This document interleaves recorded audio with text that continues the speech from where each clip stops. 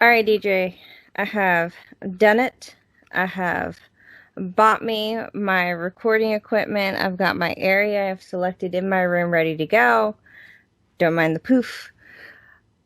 But I have a problem. I'm glad I bought another little phone stand to put my phone on for my tripod.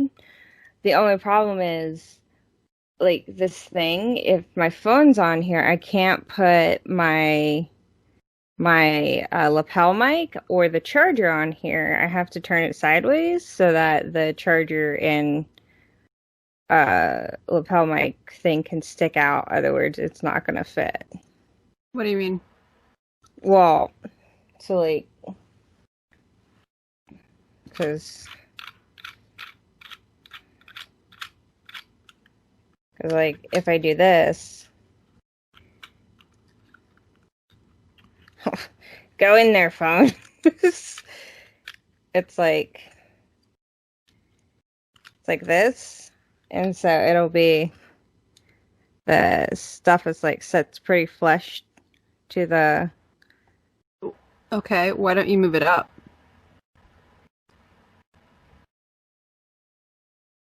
what? Move the phone up so you have room.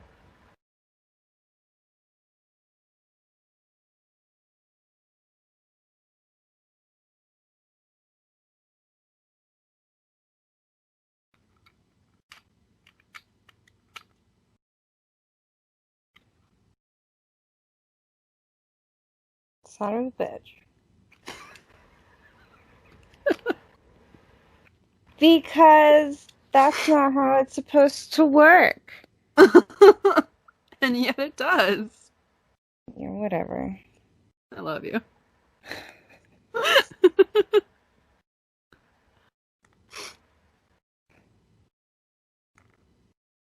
Okay, well,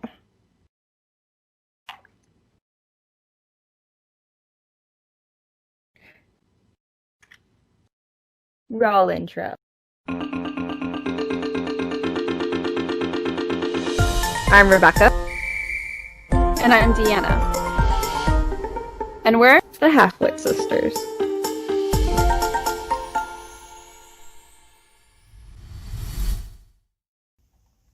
Hey, Editing Deanna here. Something happened to the video on this episode, and while the audio is perfectly fine, the video just kind of freezes and stays frozen the entire time. So, not sure what happened with that. So, enjoy looking at our YouTube banner and listening to the audio. Enjoy. So hello. On today's video,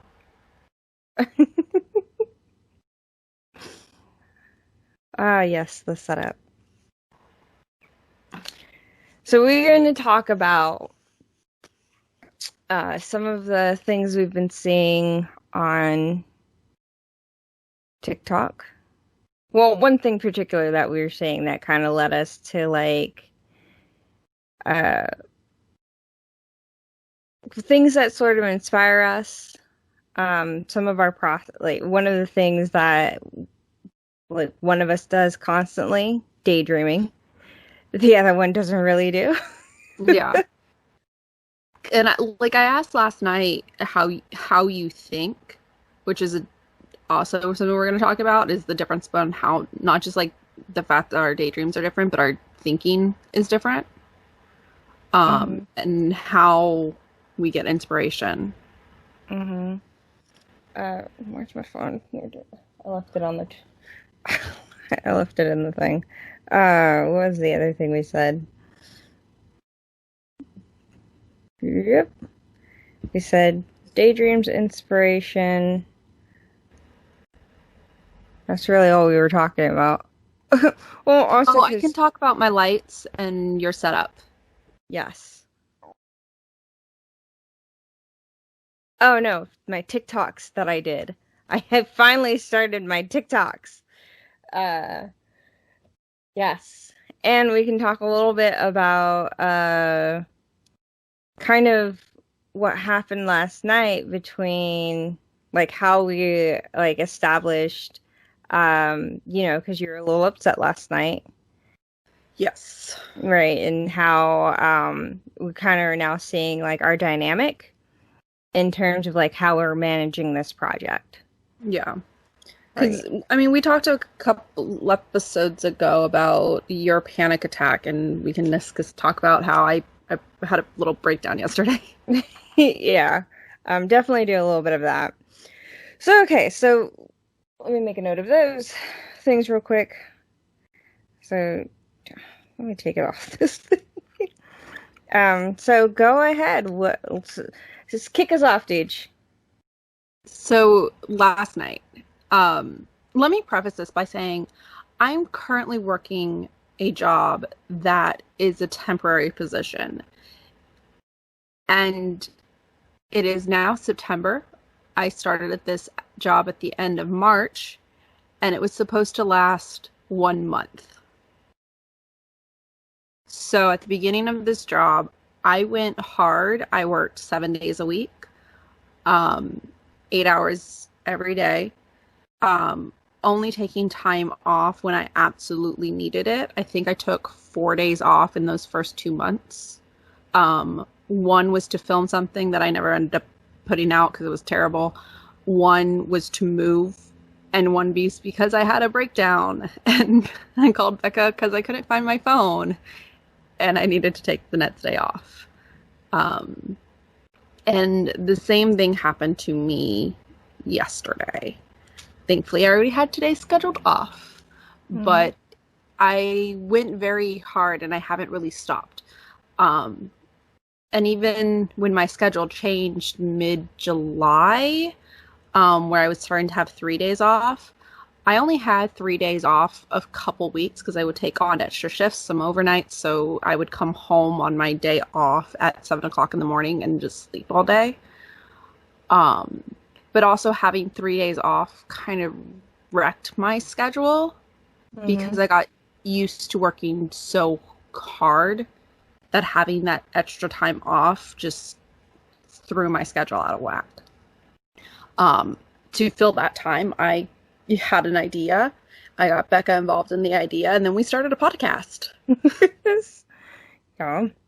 Which takes a lot of time. The editing can take me the better part of an afternoon for one video. So I was reaching another breaking point. And yesterday, I called Becca. I don't remember why I called you. Oh. No, you called me because I had texted you something. And then she realized that I needed to cry, and I was breaking down again. Yeah. Towards the end of my run as running a marketing company, I was getting better at managing people's burnouts. Because I had a whole bunch of freelancers, and I noticed that a lot of them tend to take on a bunch of projects. And so I realized that some of them, if there was like specific wording that they would use, or if they were taking up a lot of assignments and they weren't really getting through them as quickly as they had in the beginning, that told me that they were hitting like a burnout rate. So for you, DJ, I noticed that all of a sudden you were like, well, we're not doing enough of this, we're not doing enough of that, and then you were talking about how we're super behind on something, and then you're like, now I've got 2 weeks of nonstop work that I have coming up, and I was like, well, DJ's hitting a point. And now I have to call her. Well, also because I just got on a walk. And we'll talk a little bit more about it, but I had like been daydreaming while I was on this walk. Well, still trying to stay like present enough that, I don't want to get kidnapped. And also I didn't want to have a repeat of like the last time that I told this story where I was like almost went still almost like went boxing with the dude that came up behind me. So I called you up and I was like, hey, look, you need to slow down. So like I told you, like these next 2 weeks, all I wanted you to focus on is your work, the stuff that makes you money, and then just the podcast. Yeah.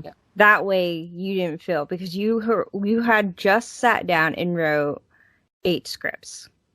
And while they're not long, right? They're a minute each. It's still 8 scripts. And there is a lot of work that goes on behind the scenes of what you did. Yeah. You had the idea, then you had to like figure out how you're going to put that stuff down. And then there's an order that has to go to it. So there's a lot of mental gymnastics that's going on. So I just recognized that you had burnt yourself out real quick because you had written 8 scripts in one go. Then you had suddenly said, well, now we have to record all of these. And then you're like, but I also have to edit all these videos. Then you're like, I have to also do all this job work that makes me money. And that was very quickly going to, and now my understanding, because I've also been there, is you're looking at this overwhelming amount of work. Right? Yeah. Say yes. Yes. So people know that you're not just yes, nodding her head. If people are just listening, yes. verbal. Right? Yes. Say make a sound. Yes. Yes. Lots of work ahead, and not enough in the prep department to be able to get to where we needed to get. Or what you felt like we needed to get. Yes. I felt like we should be. Right. So on my end, I didn't feel like we were behind. I don't feel like we're behind. I feel like we're actually right where we need to be. And there's reasons for that. And this is where I come in, like on the project management side, and I'm like, no, we're pacing correctly. We're moving at a speed that I think is the right speed to be moving at. And I know, and this is why we're both we're different in this regard, because you like to do things really quick, right? You're just like, I got the idea, I put it down on paper, I film it the next day, I put it out, we're good to go, and we're going to get it out the door, right? Like, this is how I do my stuff. Da, right? And I'm on the other end going, no, we stop, we think about it, we put it down, we refine it, we edit, well, we storyboard because we have to. We have these other things that we got to think about. Then we record it, we refine it further, then we put it out, right? That's how I do it. Yeah. So I think we're right on track. And that's where I think we were seeing our dynamic finally come into play here. Is I slowed it down and I addressed your like fears of us not being where you thought we needed to be. Yeah. Hope after that call you felt better. Yes, I did. And I still feel, I'm still like a little overwhelmed, but that's to be expected. I do have a lot of work happening right now. But I do feel better. I feel a little bit more centered than I did yesterday. It probably also helps that I slept in my bed for the first time in a week. Mm-hmm. Because I'm about to cry. It's fine. On top of having to wake up super early to get to work because I have an 1.5-hour commute to work. Mm-hmm. If I sleep in my bed, I don't want to wake up and I don't want to get out of bed. So my solution to that this week was sleeping on the couch, which is not comfortable. Mm-hmm. Yeah. And we talked about some of that wanting to cry thing, and I'm not going to tell you to cry on the podcast.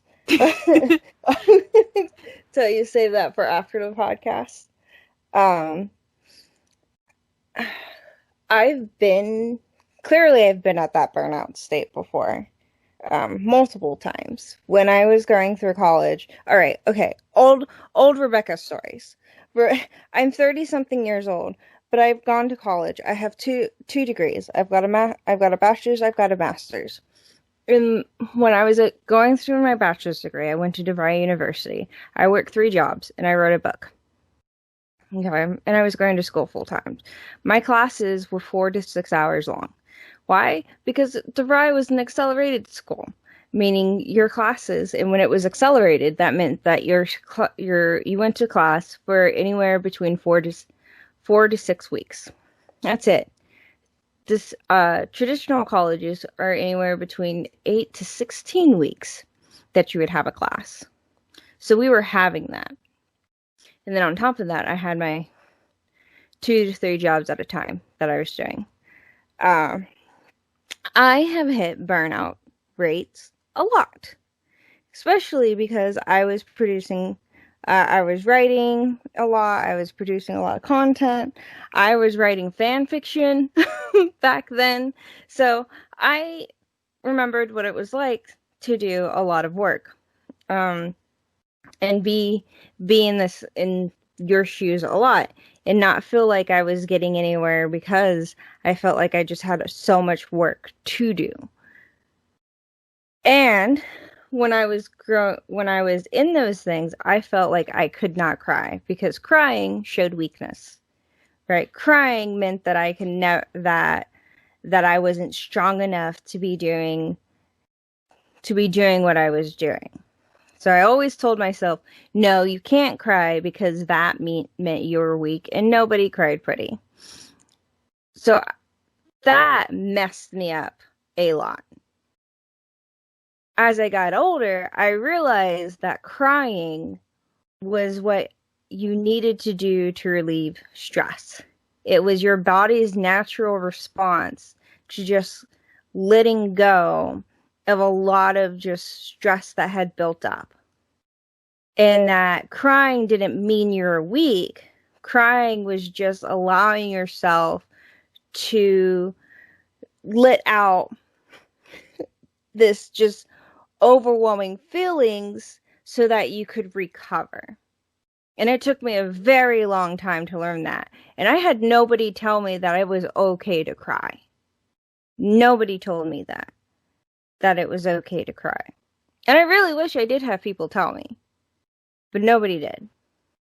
Funnily enough, when my friends are stressed and they're like, I just want to cry or I want to do this, I was like, do it. And then pull yourself back together and you can do it.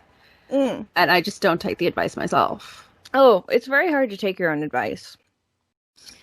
But as I eventually, when I learned that it was okay to cry and that I can move on, and it was easier once I gave my feelings voice, right? Once I said, I'm upset. These are the things I'm upset about. And I allowed myself to feel whatever the feeling was. I could move on. I could take those pieces, I could glue them back together, and I can make the next step, right? And it took me a very long to learn these things, and I'm not going to say that it was easy because clearly the last few years have been very, very hard for me. And that's another reason why, and I won't get into it this episode, but that's another reason why I haven't been going like full on into creating a whole lot of things, because last year I was not in a great position mentally for a lot of things. But once you give that voice, and that's why last night I was like, just cry. If you want to cry, just cry. But when you're in that zone, right, and your body's like, I just need to cry, I'm just like, do it. That's why I was like, if we need to have those things where you're like, I need to cry, but you feel like you can, and you need to, and you're just going to call me, and you feel like you're just going to cry at me, then that's what's going to have to happen. If that's going to be a phone call that you have to do to me, then that's fine. Like, that's because it allows you, that tells me you're safe with me, right? You don't feel safe, or you don't feel comfortable enough in your environment right now to cry until you have called me, and that's fine. I'm good with that as well. If that's a phone call I have to get from you now, that's okay, because I'd rather know that you're crying and feeling better with me than anything else. It's time for sappy time between sisters. Like, that's what we're doing right now. Yeah. So, but that's why this is important, right? And to any of our listeners that are like, well, I'm really struggling, it's just very hard on me, life is really rough right now, things are not going my way. You have to allow yourself to feel, right? This went a little bit different than where we were going with it, but you have to allow yourself to feel. If you're gonna cry, cry. If you're going to be angry, but also don't wallow in it. Yeah. Right. It's okay to take the evening or the afternoon and feel, and then come back to yourself. Right. I've been telling my roommates this a lot, right? As soon as I give voice to it, right? And that's what I tell you to do. That's why I'm always like going through things with you on the phone. As soon as you give voice to what it is that you feel is wrong, you're able to start moving on. That's what I feel. That's how I start healing and start moving on from what it is. Sometimes you can do it right then and there. Sometimes it's a long process. So if you're in that zone right now, if you're feeling a little bit lost, having a hard time,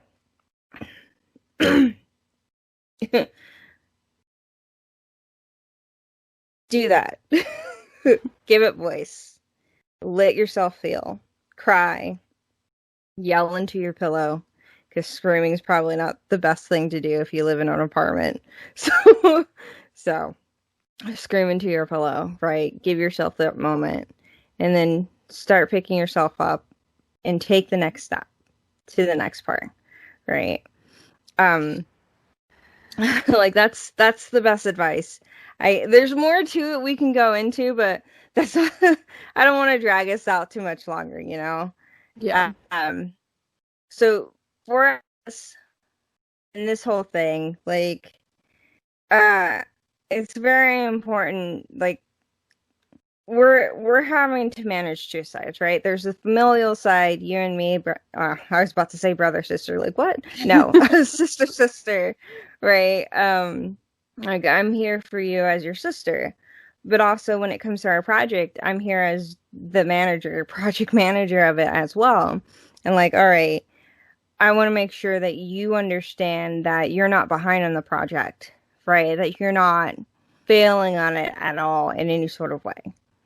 And if you are, then that means I'm doing something wrong on my end, right? Now I have to go back and reevaluate what's going on with our project, right? Because maybe I mismanaged the project, and that's on me.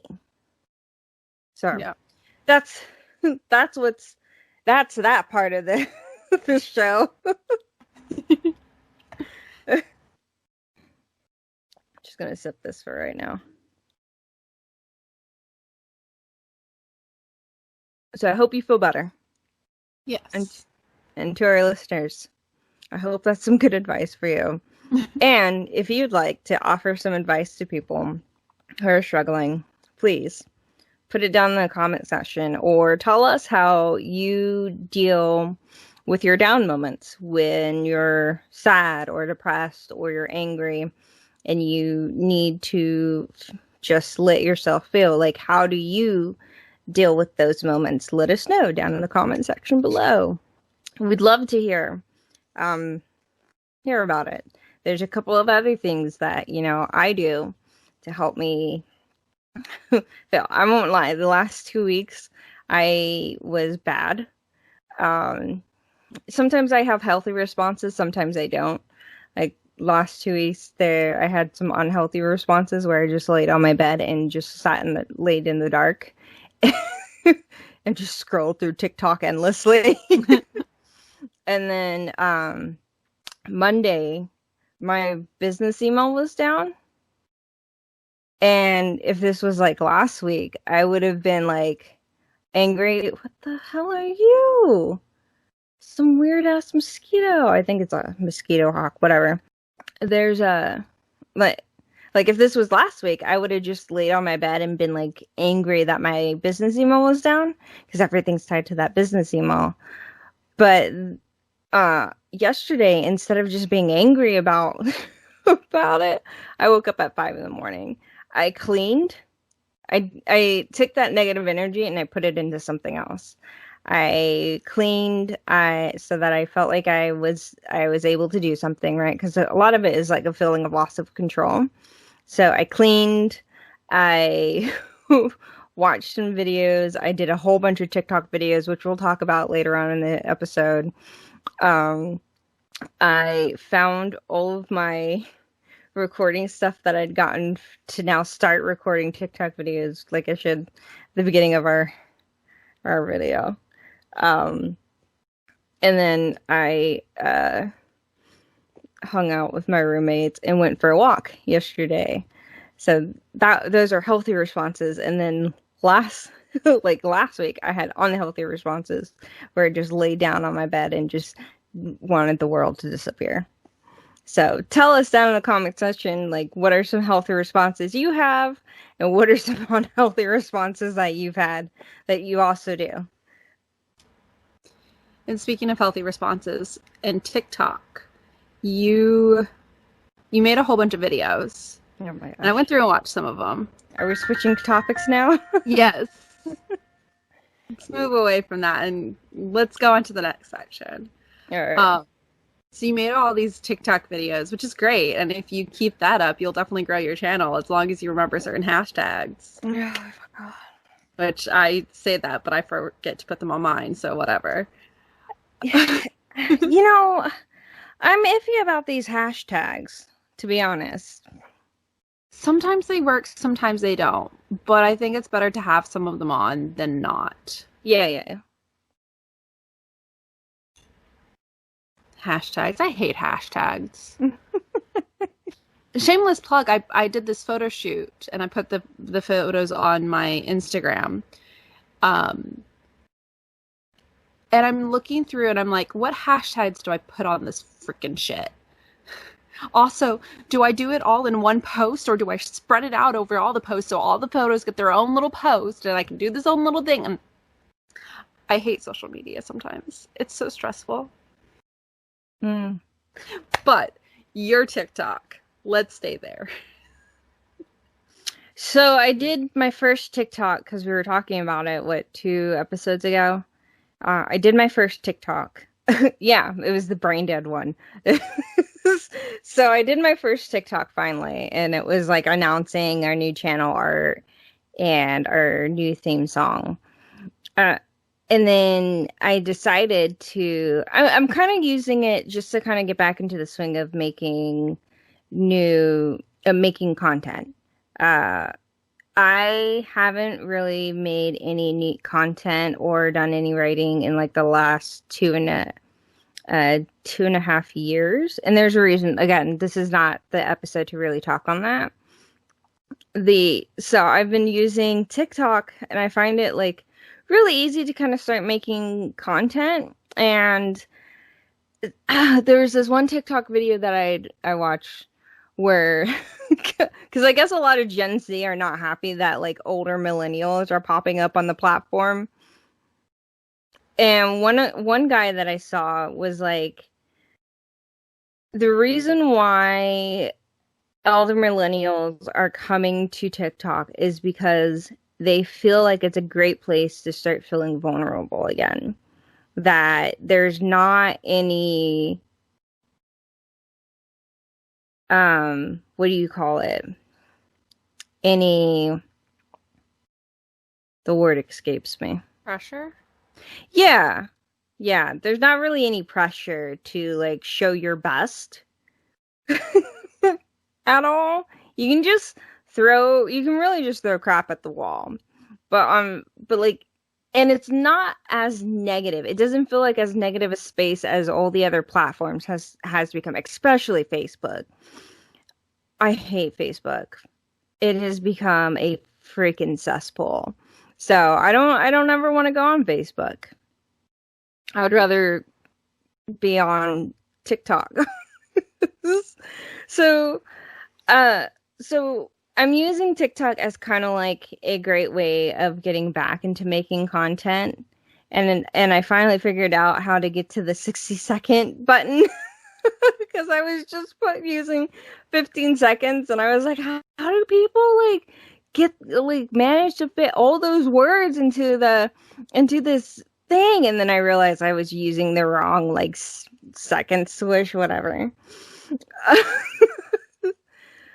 So I did that. I did my first one on our channel art, and then the next one I did was about one that's been going around. We're going to talk about this a little bit later on the show, but nope, that wasn't the right button. Still not the right button. Still. Then the next one I did was about Cotton and Jigsaw. The two cats that constantly come in here and bother me.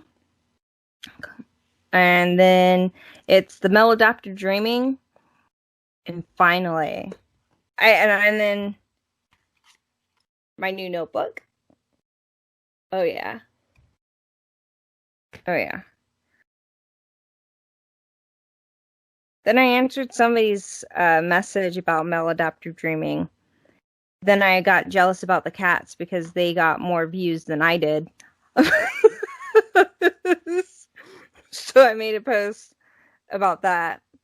And then yesterday, because my business email had gone down, I just made a saga about trying to get my email back, which I did get back at the end of the day.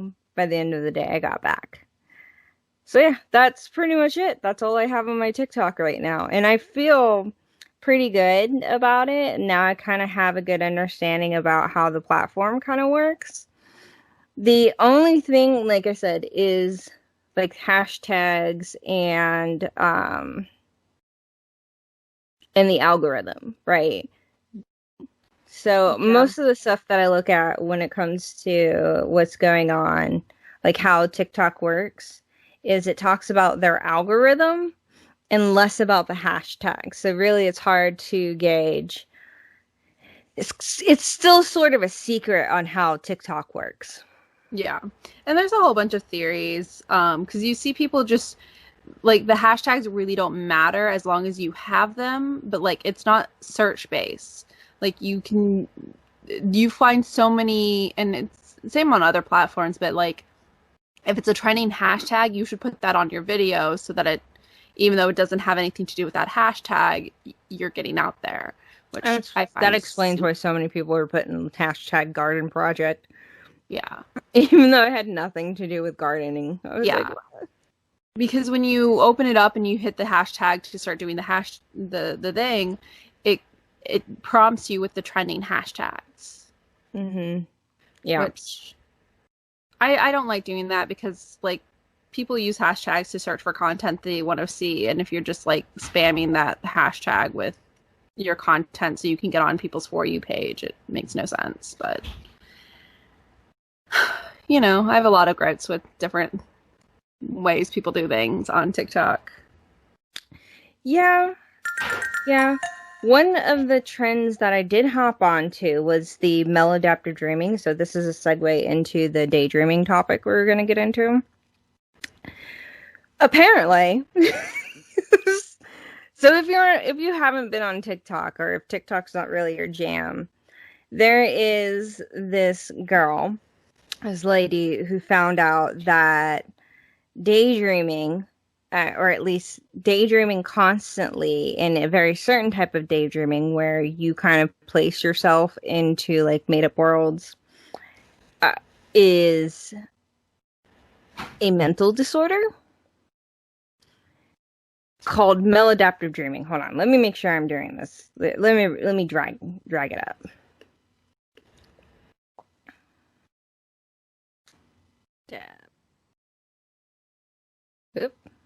Adaptive daydreaming is a psychiatric condition. The condition is intense daydreaming that distracts a person from their real life. Okay, yeah, all right. So maladaptive dreaming is apparently an intense daydreaming that distracts a person from their real life. Well, I've been doing this for a long time. And so this girl posted about it, and a lot of creators and a lot of people were like, wait, what? What do you mean it's a mental health disorder? What do you mean the thing that I've been doing for most of my life is suddenly a mental health disorder? What? And so I called you, we were talking about it during one of our calls, and I was like, DJ, do you dream as much as I do? And I do not. Or as intense as I do, or like what I do is like I have pretty picturesque, or sometimes it's just dialogue daydreaming. And I can tell you when I first started doing it, it was when do you remember when Tsunami first came out? Yeah. We were on Guam. Then when we lived on Guam. And do you remember the lineup? The original lineup of Toonami? Sailor Moon, Dragon Ball. Those are the two I remember. It was Reboot, Sailor Moon, Dragon Ball, Ronin Warriors, and Tenchi Muyo. That's where that... Okay. It's like, I know we know that one. I just didn't remember why we knew that one. Okay. Yeah. Nobody remembers Ronin Warriors. Kind of upset with this. Which made my gift to you that one year. So slight segue on that. I was so excited about that gift, and you wanted to be so disappointed about it. Really did. I was prepared to be disappointed about many gifts. Okay, so back to this. So this girl like broke a lot of people.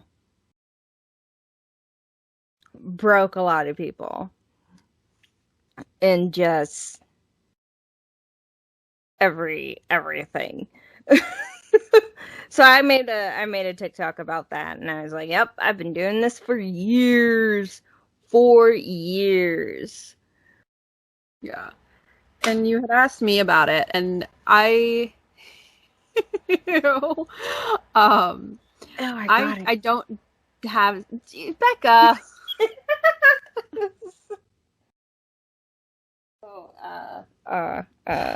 I don't have as vivid daydreams as you do. I do daydream occasionally, but it's just like on the train when I like have an hour and a half commute to work. And they're not vivid. Mine are more impression and dialogue. I rarely get like vivid images. And even when I'm thinking, I rarely get vivid images. It's always just impressions. Come to find out, you do not do that. You do not just think in words. You think in images. Oh yeah, no, mine can get super intense.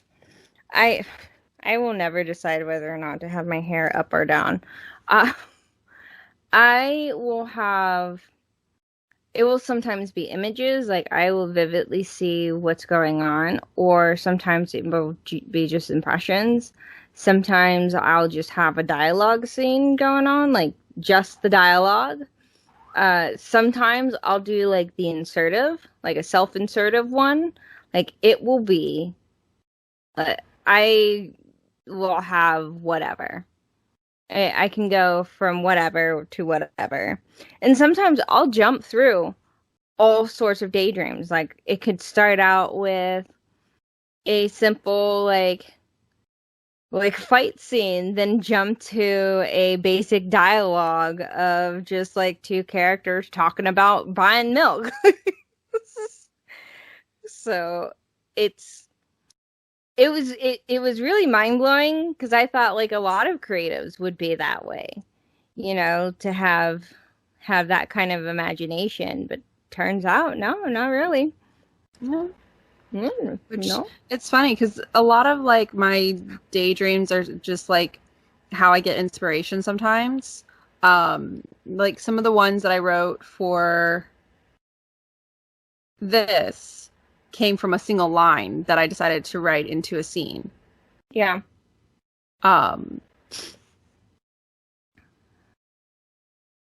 Like one was like, I don't think you've read this one yet. It's like, a mind is a terrible thing to lose, and you've completely lost yours. Mm. And that devolves into a scene where I pulled that, and I was like, oh, I like this line. Here's a scene, and now I have a script. Mm-hmm. So segueing into like our inspiration, I guess we can go to that. Sometimes some of my stories will come out of a daydream that I'll have. Like a character, like sometimes it'll start with the world. Like I'm really interested in how this world that pops into my head is built. Sometimes it'll be a character that I find really interesting, and then there's a world that's sort of built around the character that I'll find interesting. Sometimes it'll be a dialogue. There's supernatural.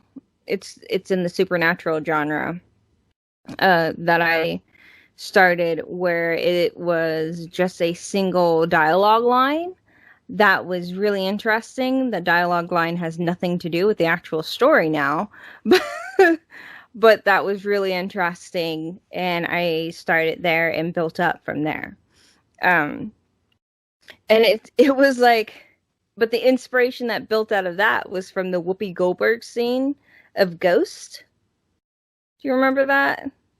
No. Where do you not remember the movie Ghost?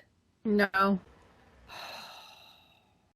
The only thing from Ghost that I remember is the pottery scene. Yeah, because it's such an iconic scene. No, because of Community. Yeah, it's an iconic scene. And everybody, like, anytime a potter, like, people think of, like, a romantic scene, they think of that stupid pottery scene, and, like, they want people to, anyways.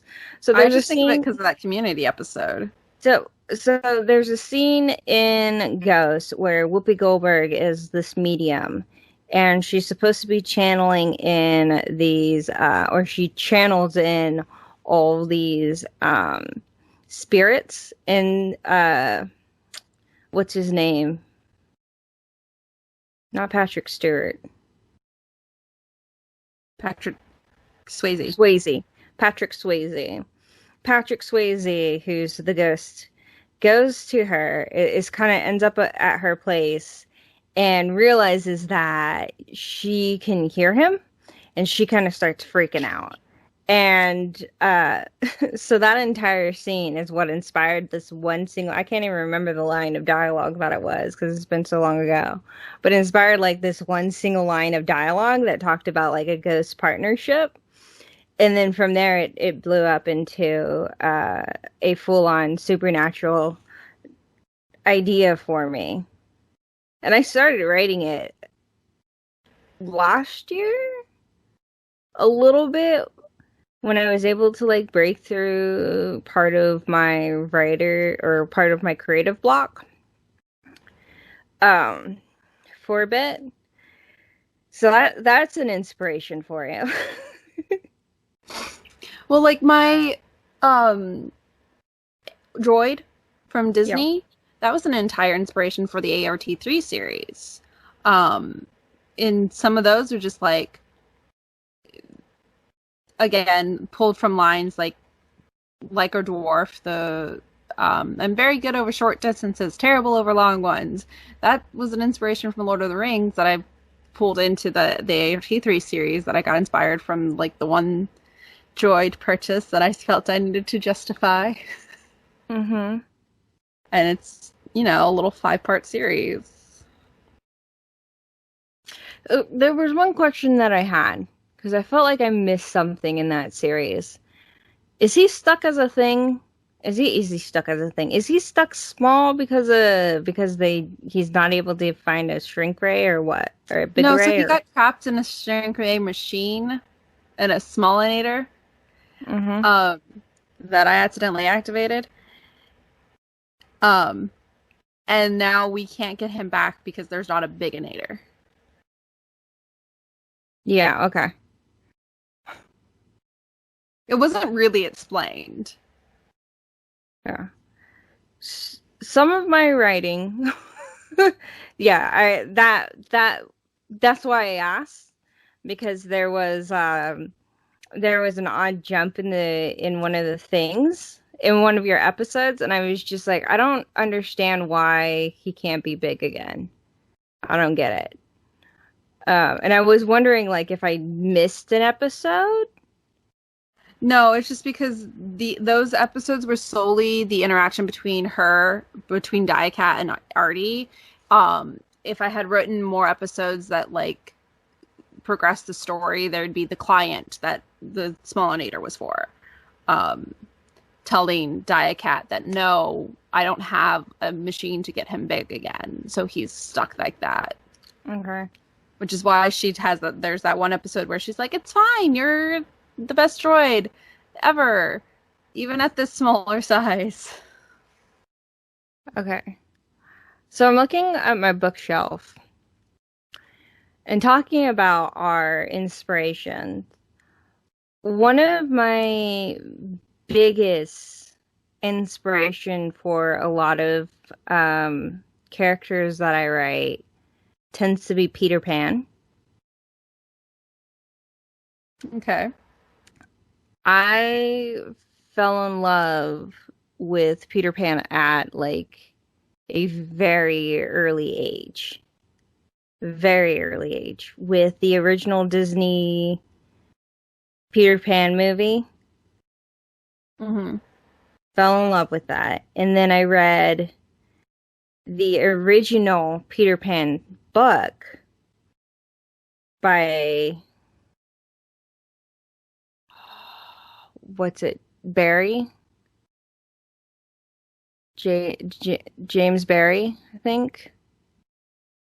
I'll send you the name. By the original writer. And it's way darker than the Disney stories, which is very, very common of Disney to like lighten up a lot of the stories. Oh yeah. And then I got into the Peter and the Starcatcher series, which is kind of a retelling of Peter Pan. Mm-hmm. Why? You okay over there? I'm just yawning. I got into that. And then there's this last book that I got into called The Child Thief.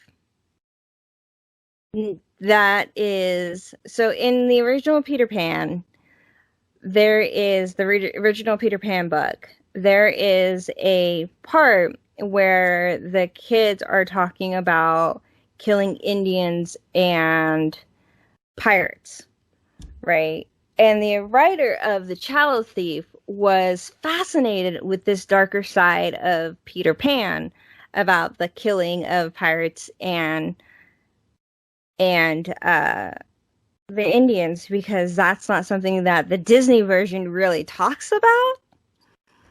So he really wanted to do a deep dive into that whole aspect. So that's what that kind of explores a little bit more, and also brings into, he also brought into some of the like King Arthur elements as well. And it's an interesting read, I can tell you that.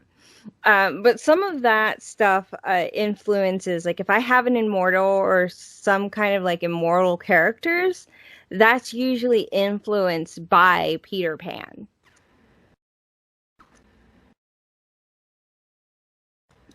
Sorry. I was trying not to yawn. You Not look because it's fucking boring, just bored. because I'm tired. I'm still I'm trying to wake up over 4 hours after I've woken up. here. But no, but that's interesting because I knew you loved Peter Pan, because when Mom worked at Disney, she had asked for our favorite characters, and she could never find anything Peter Pan. It was always Tinkerbell. Yeah. And you're like, no, I don't like Tinkerbell. I like Peter Pan. You're speaking Yeah. of which, I have a pin for you, which I'll eventually give you next time I see you. It's Mm-hmm. a Peter Pan pin. Yay. Okay. Yeah, so those are a thing. Anime is definitely an influence on a lot of my work as well. Yeah. I really like the way anime explores some of like the biblical themes as well as well as like their take on a lot of demonic themes. I like that a lot. My very first series that I ever bought for the very first manga that I ever bought was the Jin King of Bandits. It's still one of my favorite series of all time, and it's exactly as it sounds. It's about a boy who is the king of bandits, and the world that he's in is very, very fantastical. It has kind of like this steampunkish vibe to it, and he's constantly going after sort of more like these mystical items that uh don't that you don't really know whether or not they exist until the very end. So I really enjoy that. So that's also kind of a little bit of an inspiration when it comes to like some of the weapons that are in my story. Especially because the bird that travels as his companion becomes like lights up and becomes his arm gun. So if you see like a transforming thing out of like jewelry in any of my writing, that's where that kind of comes from. Okay. Yeah. So tell me, DJ, tell me some of your stuff. So tell me some of the stuff that inspires you. Like a lot of it's just like reading. I'll like be reading a book or watching a show, and a line, they say a line, and I'm like, ooh, I would love to do a scene with that line, but obviously I don't want to do that scene that it came from, because I don't like to recreate already done work. Mm-hmm. I like to change it to my own, and so it's just like the majority of my inspiration comes from stuff like that. Very good over short distances, a lost mind, stuff like that. And it just like develops from there. And sometimes I have no clue where it will go, because sometimes I could think, oh, I'm gonna say this line and it's gonna be in like this comedic scene, and then all of a sudden, oh, that's not comedic at all. That is in fact very dramatic and very sad. Okay, that's where we're going with this today. Unfortunately, like a lot of my stuff just kind of sits on my phone. And I'm slowly trying to create content so that it gets off of my phone. Which is one of the reasons I'm really looking forward to just like having like time to do TikTok videos, because I don't have that time right now. And grow that, because I have all these scenes that are just like one line that inspired a whole scene that's like less than a minute long. So I can't really do a YouTube video on it, because YouTube videos really need to be at least 3 minutes long to do anything, but really they need to be at least 10 minutes long to get into the algorithm. But TikTok pulls this perfect kind of medium of short story that I can use for these little skits that I put together. But yeah, mine's solely from like reading or watching TV where there's a line that I want to say. It's an actor. And somehow, despite not being a writer, because I will forever say that I'm not a writer, I wrote. What are some shows you're watching right now? Recently I've been binge watching Teen Wolf. Which I don't know why I started binge watching it, but I'm enjoying it. So, you know, I'm not going to complain about it. Mm-hmm. And that's a lot of the stories that I like. I like the supernatural storylines. Supernatural science fiction. Those are the stories I like. Sometimes drama, occasionally comedy, but I'm not like Parks and Rec, The Office. Those aren't the shows I like. Everyone says like, "Oh, why don't you like those?" Like those, I'm not into those kinds of shows. The only show that I like watched that was like in that style was Community, which I loved. What would you say is one of your formative shows growing up?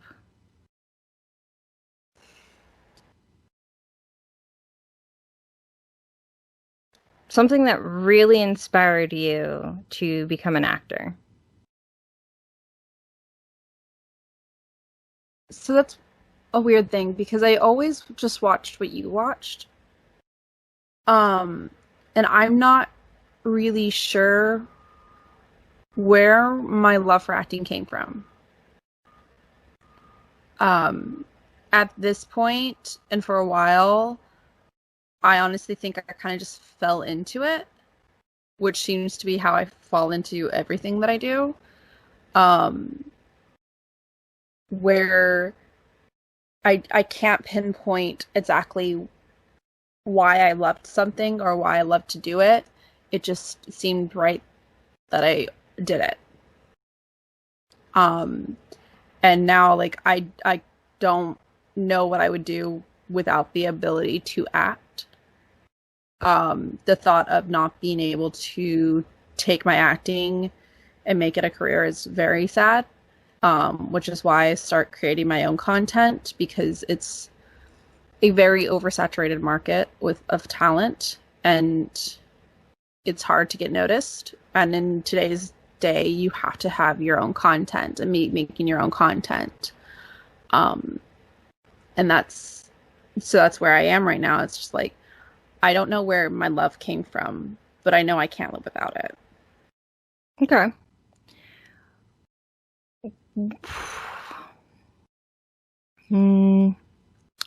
Is there anything recently that has, besides Teen Wolf, that has really caught your eye?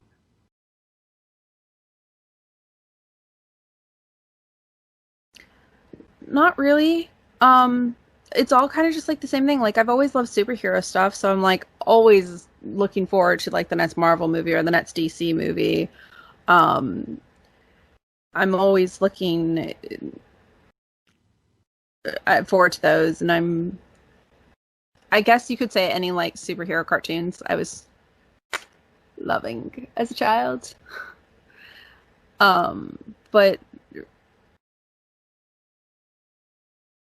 I can definitely say I'm looking forward to movies that are coming out, like Milan. I know it's going to cost me $30 for a subscription I already own, but you know what?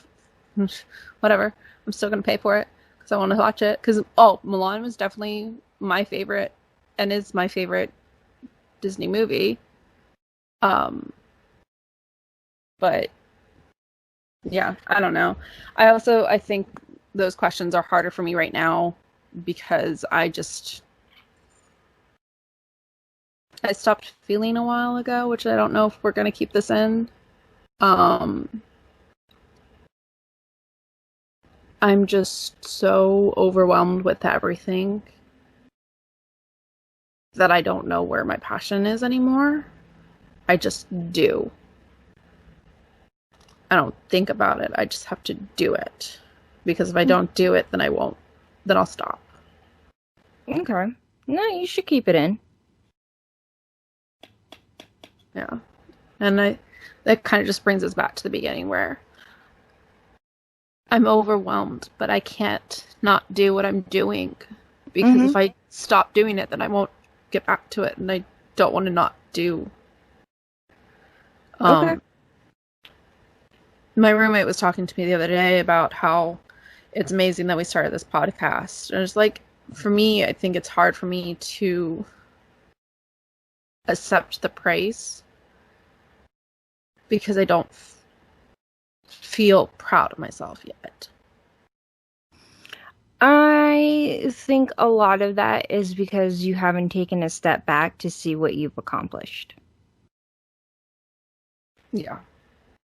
I think for a lot of people, they tend to just run and run and run and run. That when it comes time for them to... Okay. So here's what I think is the thing for a lot of people. There's a tendency to work, run, get things done. And when and along the way, they're told, look at all the things you've done. Look at all the things you've done. And they're like, I haven't done anything. I haven't done anything. I haven't done anything. It's because you haven't stopped and looked at what you've completed. It's because you haven't allowed yourself to pause and see what you've completed. And because of that, you think you haven't completed anything at all. Yeah. Right? And some of that can also feel like an imposter syndrome. Some of that can make you feel like, and I know we're like at the back at the beginning, but you know, this is what happens when you're in your burnout state. And we can keep it in. I don't care. This is part of the process. Some of that is knowing when to stop, take a breath, and just look.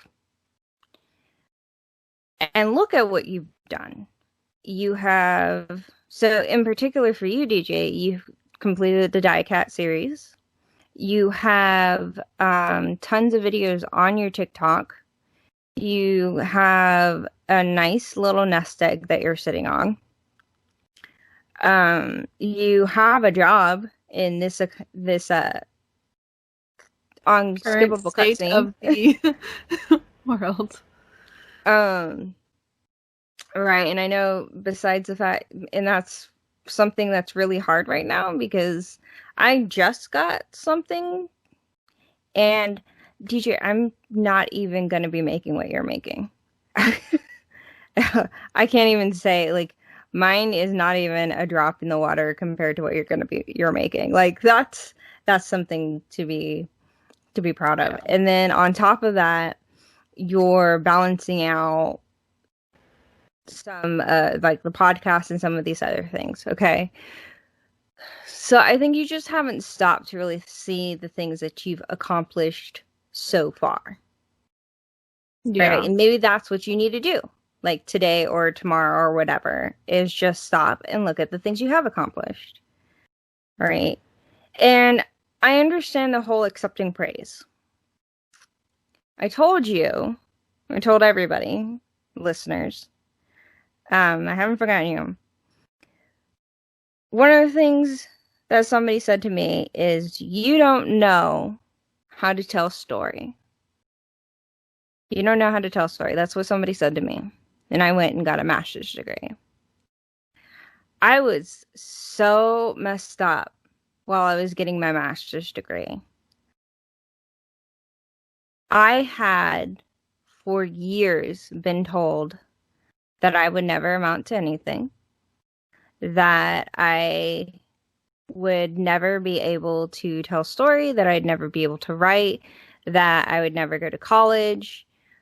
For years, I was told that I would never be able to be a writer. In my master's program, the very first thing, my project, the very first project I did, I turned it in. The very first thing my teacher told me is I never give an A to students right off the bat. But you're the only one in our class right now that I feel like could actually be a writer and get published right now. And I had no idea how to take that praise. Because for almost 15, 16 years, I had heard, you will never be anything but somebody that worked at McDonald's, somebody that worked in an office cubicle, somebody that would be on the streets. You would never go to college. You would never write story. You'd never be a published author. I'd never been told anything but that. So I had no idea how to take praise. For the next year, while I was going through my master's degree, I got nothing but praise from my classmates, from my teachers, and I had no idea how to take it because nobody had ever praised me for my work outside my family and friends.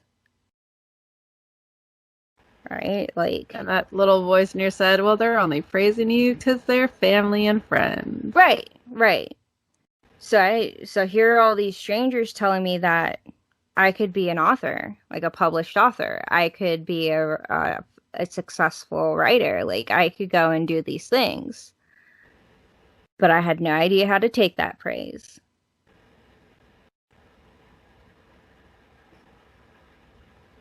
And I had no idea how to look back and see how I had all the success that I had done.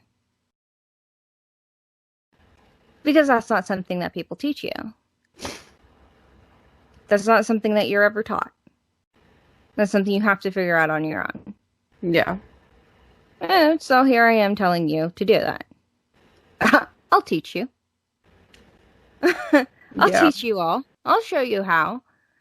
It's just a moment.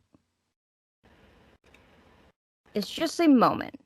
It's 14 seconds of pulling up your website, your Instagram, your TikTok, your Smashwords, wherever you're publishing at. Watch the camera, DJ. Yeah, no, I hit the... It's just... going with that camera, apparently. 14 seconds of stepping back and looking at what you've done.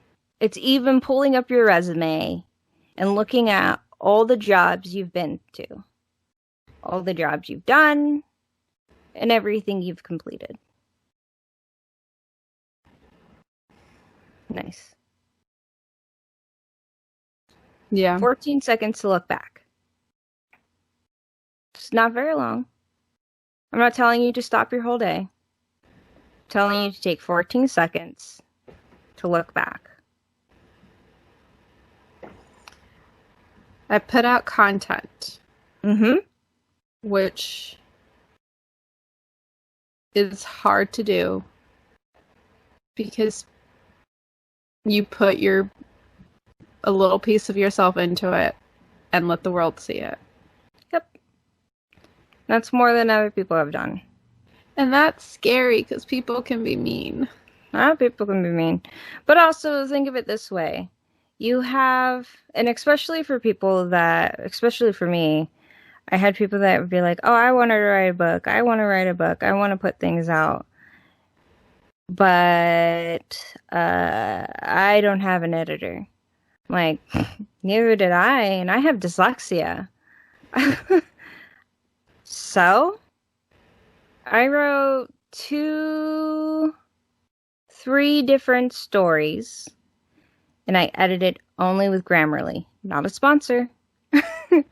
And I edit only with Grammarly, right? So, nothing's really stopping you but yourself. And I know people are like, oh, I hear that all the time. Nothing's really stopping you but yourself. But that's the truth.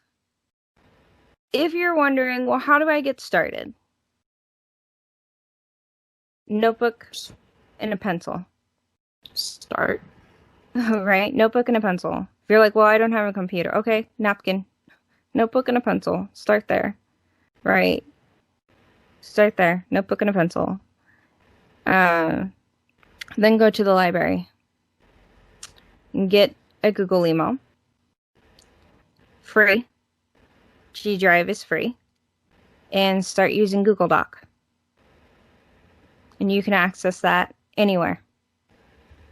You can access that from your phone. You can access that from any library computer. Start there. Yeah. I had a lot of people talk to me when I told them we started this podcast and go, that's awesome. Can I be a part of it? And I was like, well, thanks for asking what it's about first. Right. Like, what are you even thinking you're going to do? Like, what are you thinking you're going to be? Like, what? I always wanted to start a podcast, so do it. Yeah, you don't need equipment. We're not even fancy. We're not fancy. Here's the thing. Like, you have a computer. I know you have a computer because I've seen it. Get a free program. Use your mic computer. It's not the best, but maybe one day you'll be able to have $20 to buy a lab mic and upgrade your audio slowly. Just do it. Go from there. Yeah, we're using Skype. Skype records. What is it? Audacity records. Yeah. Free program. Free. There's so many things. Free editors online. Free editors online. I downloaded OneShot, which is an open editor for video. Yeah. And then there's plenty of, I think there was, when I was doing the podcast, Downloadable Coffee, we used Anchor, which was an open sourced podcast uploader. Free. You could upload as many audio files as you wanted. And you could even do SoundCloud, like put yourself up through there. Like, boom. Yeah. So it's like, it's there. If you want to know how to do it, like, it's there. You can even, if you don't even have, and all you have is a phone, most phones have an audio recorder on there. You can, or there's a free app. Or there's a free app for everything. Yeah. And even on there, there's Anchor on there, or there's like Podbean, which we were looking at. So there's a couple of apps through there that you can find to there. Like, it's there. You just have to take the step. We talked about last time anxiety. Yeah. And the biggest thing stopping a lot of people, even if you don't really feel anxiety, knowing that you have to hit the button to publish the podcast, the vlog, the book, the art. Hit that button, no matter where it is. Reddit, Podbean, YouTube. There's a bit of anxiety because it's going out there for strangers to hear it, to see it, to read it, there's a ton of anxiety. Yeah. I think what helped with me is, especially when it's like something like that where it's I just need to hit the publish button and I can't, I'll ask someone else to do it for me. Okay. This is Which is not the best thing to do, but I've when submitting for like a job, I'm like, I know I need to hit submit. I physically can't do it myself. I'm ready to hit it. It's right there and I can't hit enter. I've asked someone else to do it. Okay, so this is a bit of a different segue. By the way, this is gonna probably be the longest episode we've ever done. Whatever. So, this is, I guess it's a needed episode then, because we definitely had to address some things here. Let me talk, I guess, for a little bit about this one thing, and then we'll do our talk about Belladonna, because we did talk about one of the things we're going to do for TikTok with her. Yes. Right. Okay. So let me just talk on this one thing, and then we'll move on to the Belladonna stuff, and then we'll call it a day for this episode. I don't think we're going to try and re-record no. all this. We're just going to call it a day. Okay. So let me tell you about the one thing that happened. I told you guys early in this episode that I did some fan fiction writing. The reason why I started writing fan fiction first, the very first things I ever started publishing was fan fiction, Naruto fan fiction to be specific, was because I wanted to see if people read my writing. Like, just read my writing. Just that. My style is graphic, I think. It's a good way of saying it. Not graphic as in, like, it's very picture. Like, you can kind of see it. That's what I've been told. I'm not just saying that because I can. That's what I've been told.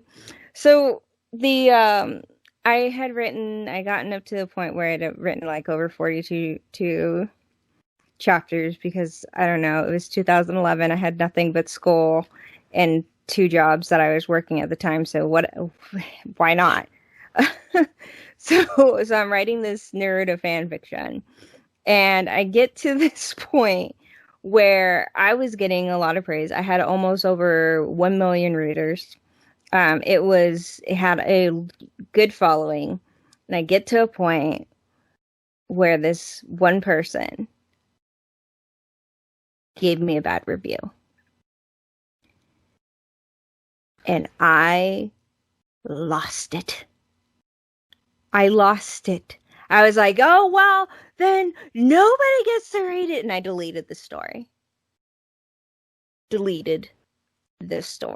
All those reviews, I still have all of the reviews, but all of the views, gone. But I thought about it.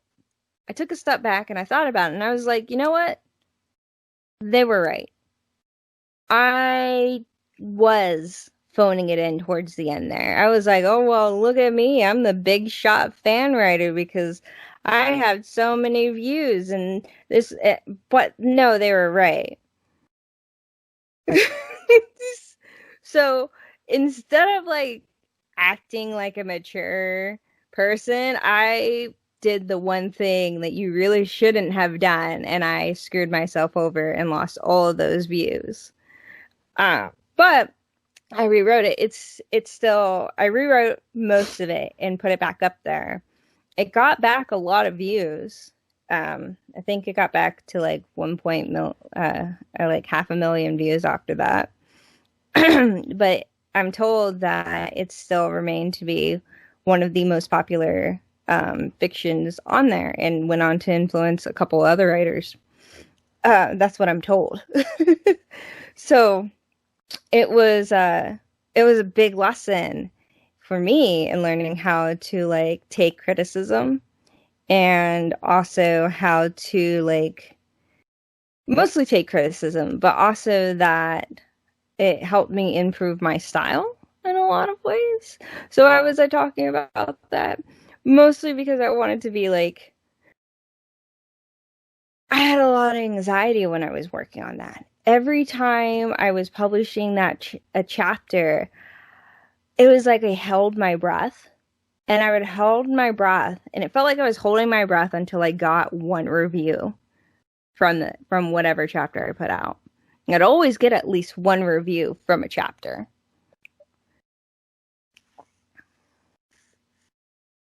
What are you doing? Thing. Just looking. Looking at what?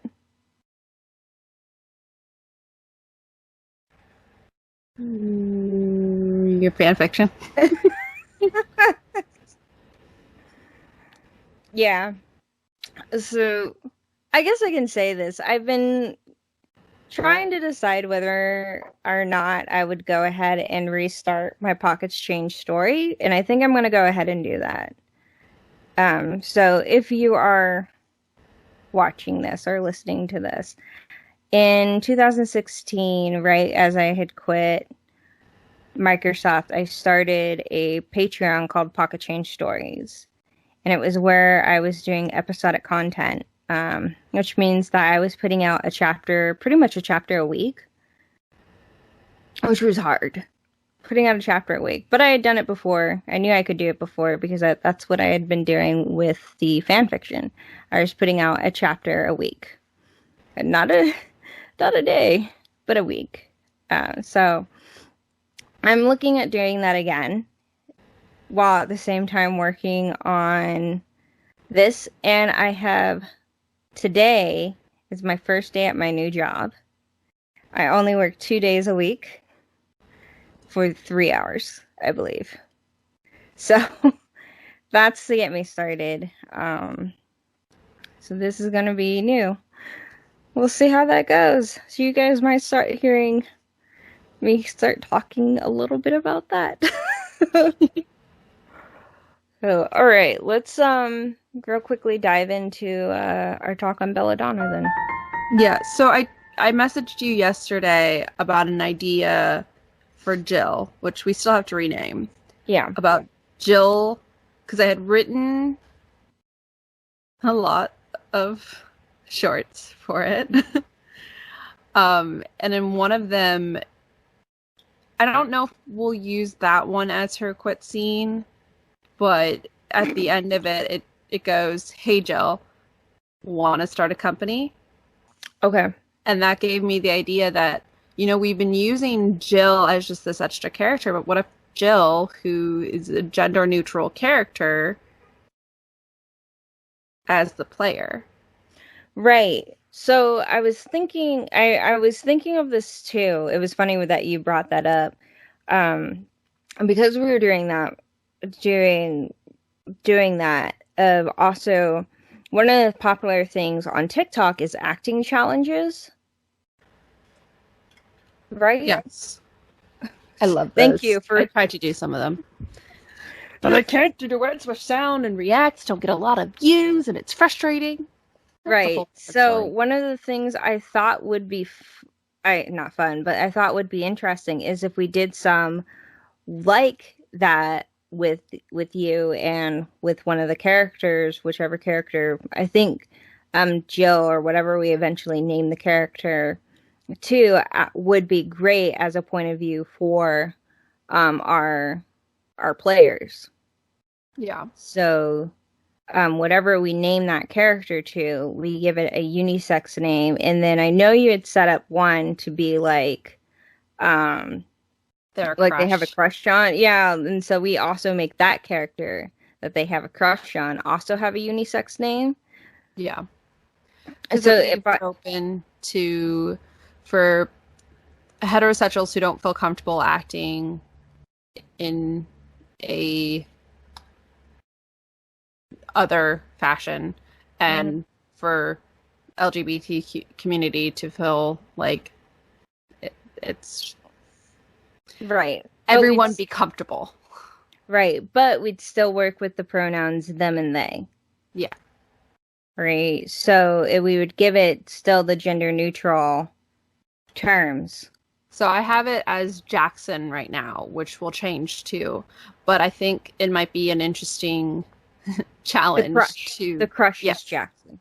yeah. So the crush is Jackson, and I think it might be an interesting challenge that we never use pronouns with them. Mm-hmm. It's always they're always referred to as their name. Mm-hmm. And even the few scenes I've written with Jackson, I never use a pronoun. So I think it might be fun to never use a pronoun with Jackson.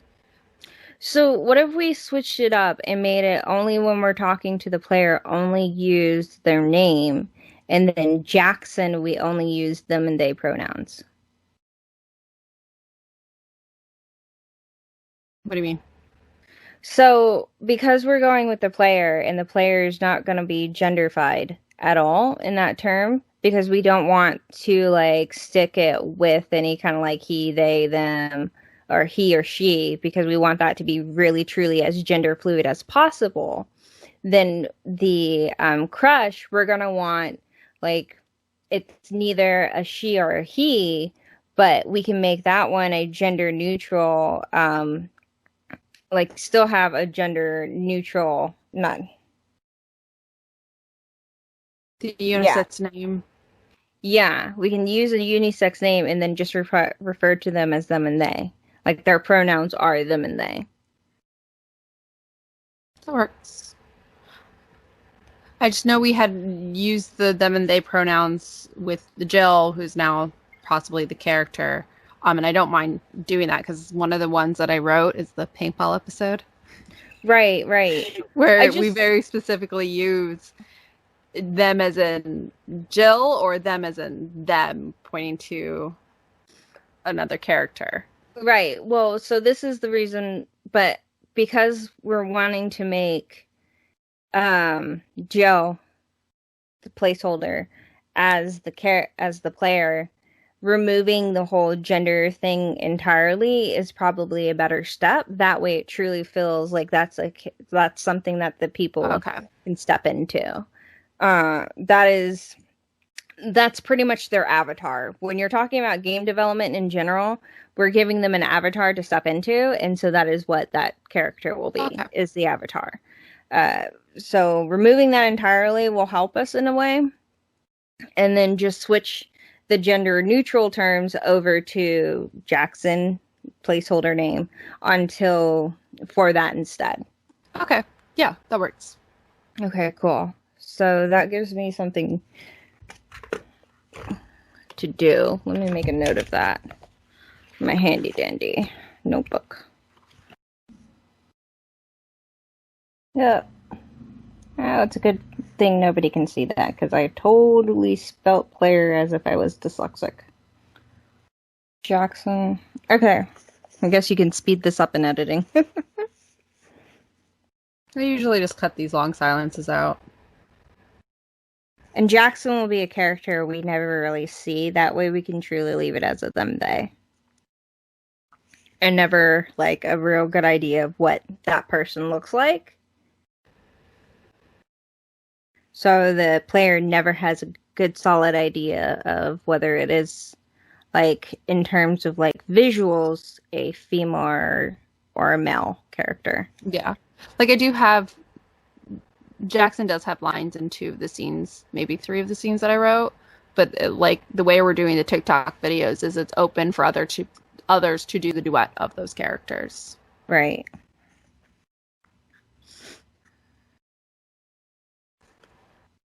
Okay, cool.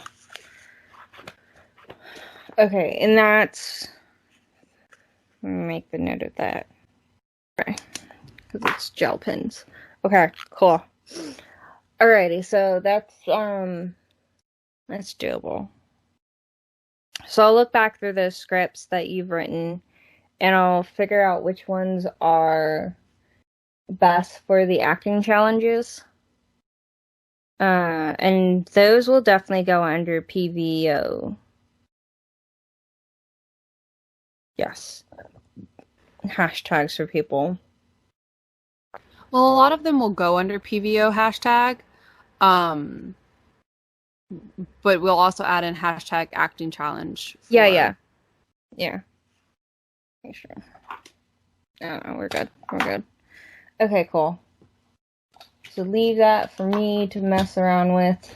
Alrighty. I've got some other things I need to focus on. Okay, so then, alright, then all you have to worry about for the next 2 weeks while you've got a lot of work is just editing and shooting podcast episodes. So that's all you're worried about. This episode, have fun editing it.